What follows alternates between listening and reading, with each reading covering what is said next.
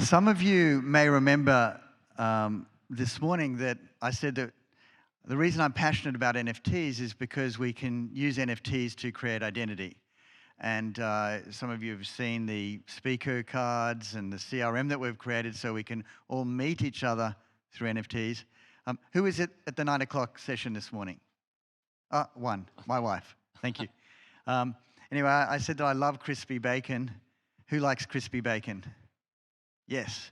So I'll give you a crispy bacon token, and then we'll be buddies for life. So I have a crispy bacon NFT, you have a crispy bacon NFT. And what I really enjoy is that NFTs are another way for us to bring people together. And Gareb and I met a few years ago. You came to one of our first NFT.NYCs. Yes. And we're both little guys. Yes. And we both were talking backstage that we love to do things that disrupt the institutions. So why don't we sit down and we'll have a little bit of a chat about how it is that you got into NFTs and how you think they're going to be disruptive. I think you used the word disintermediate. But you are, for me, you are a superhero because all your life, with your superhero powers, you have been disrupting the big guys. And I think, how old were you when you did your first disruption? So I was actually 21, and I started a newsletter about comic books, and it did so well because my mom had a comic book store. We started selling so many comics. I turned the newsletter into a magazine called Wizard. And at 21? At 21, and then I turned 22, and I looked like I was 14, so it was, no one really gave me the time of day. I couldn't even rent a car to go. I had to bring my parents to all the other shows to go to because I couldn't get anywhere. And the magazine, within about a year, just took off. I mean, we had this irreverent humor. We had this voice as if we were your best friend. And it was all about disintermediation. And again, I didn't know that word at the time. But what we did was the comic book industry was set up where the publishers like Marvel or DC sold their stuff to a distributor. They were the big guys. They were the big guys. And they still are. And they would sell their comics to a distributor who would sell it to a retailer who would then sell it to a fan. So the information they got was 3 months late and third-hand information. So by doing the magazine, we were working directly with the Marvels and the DCs, directly with consumers. So now there was a direct pipeline cutting out the marketing that a distributor or a retailer had to do. And now the comic book publishers could reach the fans directly. And then something magical happened a few years later. We started selling literally, we were doing about 750,000 copies a month of the magazine. We were in 75 countries in dozens of languages. And then we said, hey, let's have a party. And you started Comic-Con. Started Comic-Con. This is the founder of Comic-Con. So it was an incredible moment because at the time, being a geek or a nerd back in the 90s was like, it was literally like having a disease. We used to joke that outside the Comic-Con, we'd say, enter at your own risk, you might catch something. That's how people thought of geeks and nerds back in the day. And it was just a magical time where now, not only can the publishers speak to them through the publishing, but now they can meet people in real life. And again, cutting out the other types of media that, and the third parties that you'd have to go through to get that direct. And now with the Web3 world. So where do NFTs fit in for you now?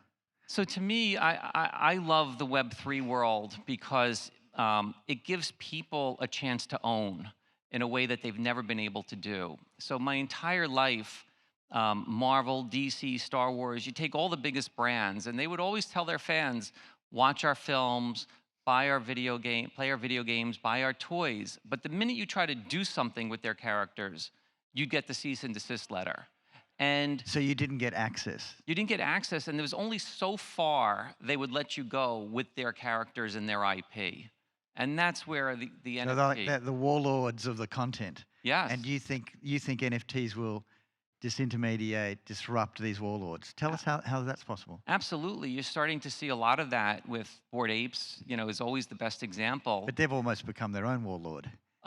Yes, but if you have a Bored Ape, you're starting to see products now emerge, like that are legit, like the ape water, right? And you're starting to see restaurants and products, and it takes time, But people are now starting to use that, whether it's Eminem and Snoop Dogg doing songs and animated, right?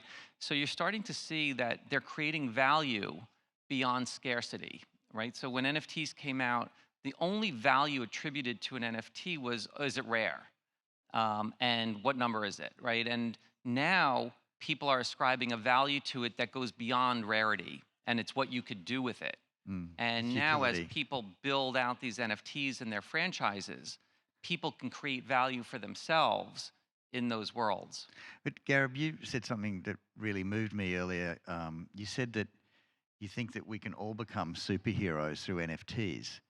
How does that work? And I think you're working on that project at the moment. Absolutely. Yeah, I started a project called Kumite, and it's this epic adventure of heroes versus villains. And when you think about any of these types of projects, you have to think about like where's it going to go? Not like what we're going to do next week or the month after that or what's the hot of the moment. It's where does it go? And it starts with storytelling. And my personal theory is that everything is ultimately going to be some sort of gaming in the metaverse.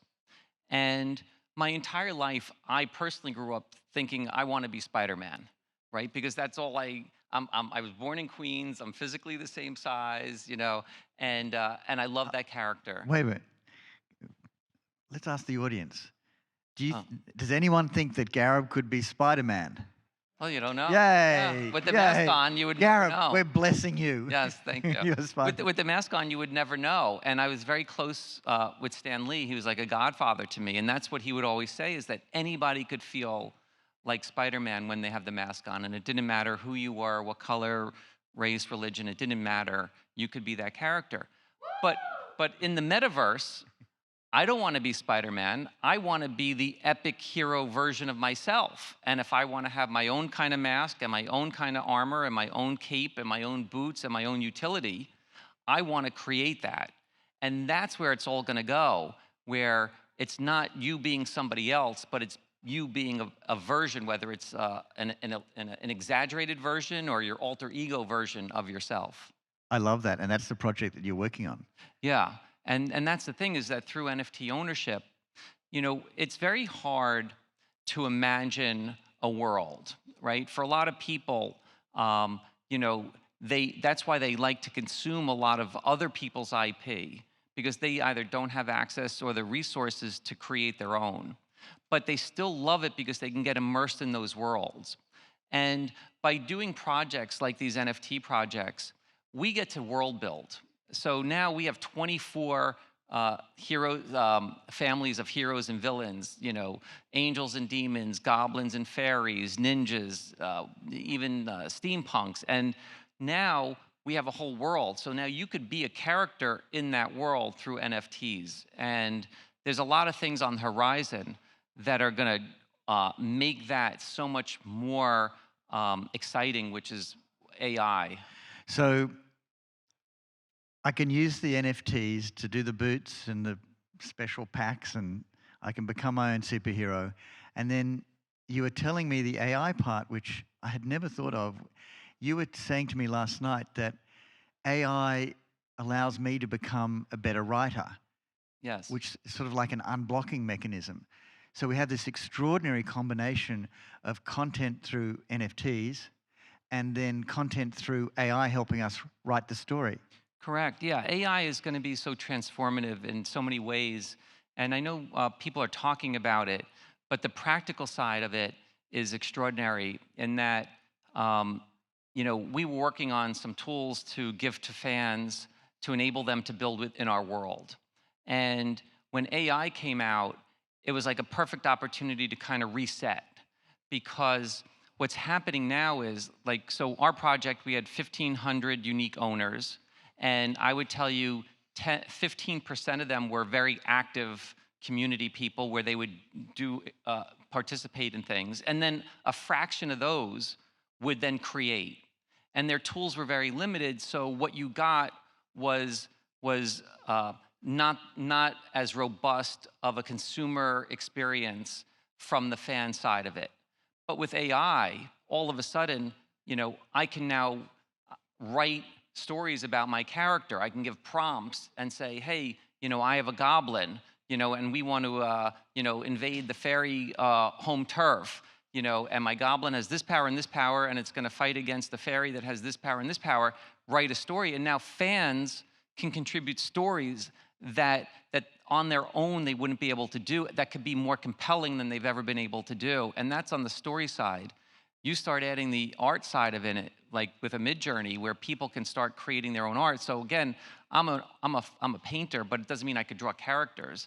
But now all of a sudden, what's in my head, I can now put down and contribute that to the community. So we're going to start seeing much higher engagement, and you're going to start seeing much more incredible material. And as individuals, we own that content. Yes, and as individuals, because of the whole concept of Web3 and NFTs, people can be more prolific, and by that, they'll build their own audiences, and then they'll be able to monetize that in ways that they've never been able to do before. And there's an interesting trend that's going on that this is going to play right into. And when you look at the history of social media, for instance, the first people that did great on social media were celebrities, right? Ashton Kutcher hit 1 million on Twitter. You had, Kardashians hitting 50, 100 million on Instagram. And all of a sudden, it was the celebrities. Then it morphed into the influencers. So that's what the Kardashians, right? Like people like that, would then all of a sudden became the new kind of kings and queens of social media. There's a new one now, and we've all heard it. It's called algorithmic people.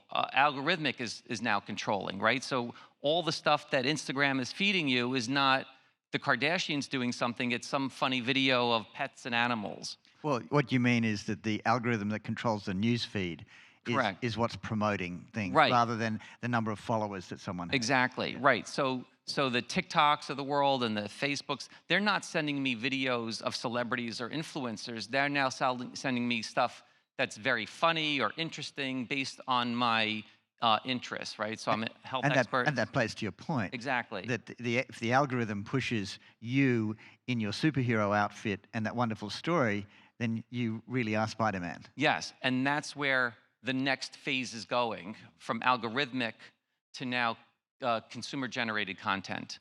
And because you're going to be able to create compelling content. And right now, for individuals, unless you're an expert writer or an expert artist, you're not creating the compelling content that's going to go viral.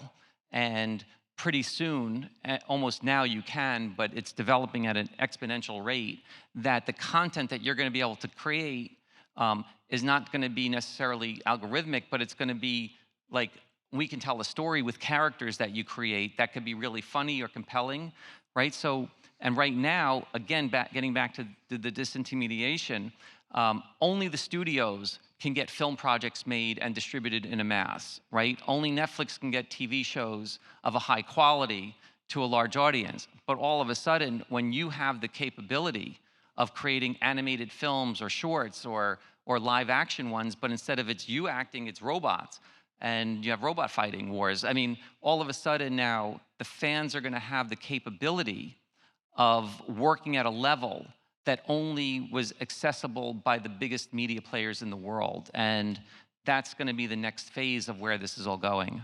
And there's one more limb to it too, which is what Alex Atala and I are gonna be talking about on Friday, which Alex calls durability, which is these things that you're creating will live on the blockchain forever. Correct, yes, and that's the beauty of it is, and then also, because it's blockchain and it's community driven, the more the fans and the community contributes, the bigger it gets globally, and the more it fills in the gaps, right? So I always kind of make this joke that, like, Spider-Man's been around for a long time, but Marvel would never let me write a Spider-Man story because, they put out 3 comics a year, and it's got to be a special story, and it's got to be told the way they want it to be told. But it doesn't mean that I wouldn't be able to create something super compelling. But now all of a sudden, and it took them 50 years to build the whole canon of his universe. All of a sudden, when you have, instead of 3 to 5 people a year for 50 years, and now you have 3,000 to 5,000 people a year for only a few years, you're going to be able to create a canon that could rival some of the greatest franchises of all time. I just want to finish up by saying I've been trying to get you on stage now for a while. We first met a few years ago.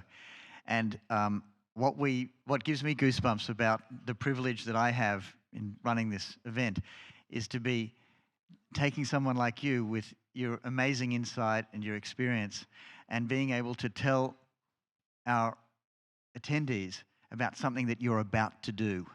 Yeah. And so this is day one for you. You're telling everyone about something you're about to do, isn't it? Yeah, we are. I mean, and the power is in your hands. And that's what's so exciting about it. You know, before in the character creation side of the world, and people have shut down their imaginations because they couldn't execute on it without either having friends that had experience or money to do that. But for the first time now, I can go to ChatGPT and just keep prompting. Fantastic. And I can keep going to Midjourney and just keep prompting till I get what I want. Well, we're out of time, but I hope that we can get you back next year and you can tell us how it's going. Absolutely. So, thank you, Gareb. Thank you.